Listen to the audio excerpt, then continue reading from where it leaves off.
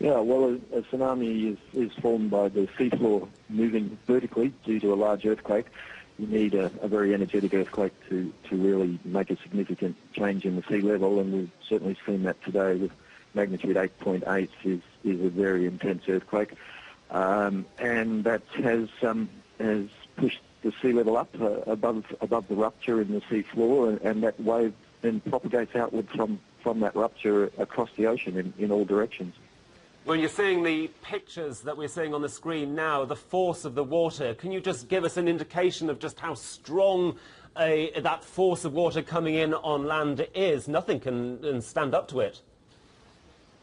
No, that's exactly right. We've had observations already measured on the Japanese east coast of waves of 7.3 metres above normal sea level. There may well be higher spots where there aren't gauges, but that is an enormous wave, and what people have to bear in mind is that a tsunami wave is quite different from a normal wind wave, which goes up and down in a matter of seconds.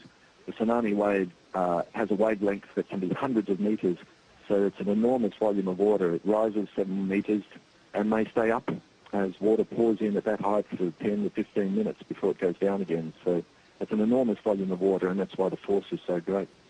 We've seen a number of devastating earthquakes over the past few weeks. Only a couple of weeks ago, the terrible earthquake in Christchurch, now this in Tokyo. Why are we seeing so much seismic activity now? I don't know that anybody could answer that. Unfortunately, we don't know how to forecast when earthquakes are going to happen. This is all around the Ring of Fire, which has existed around the Pacific for a very long time. Its activity fluctuates with time. I'm not a seismologist, but I don't think anybody is really capable of predicting when these peaks in activity are going to happen. We just have to react as quickly as we can when it does happen. Well, Chris, you are from the Australian Tsunami Warning Centre. I'm just wondering just how much warning it is possible to give. What sort of timings do you have to tell people, you know what, a tsunami is on its way? Is it seconds? Is it minutes? What? Yeah, no, it's certainly not seconds. It's a sad fact that it does take some minutes for the earthquake signal to travel through the Earth's crust to reach the seismographs and for that information about the magnitude of an earthquake to be assessed. And that's usually around 5 to 10 minutes is what's needed to do that accurately.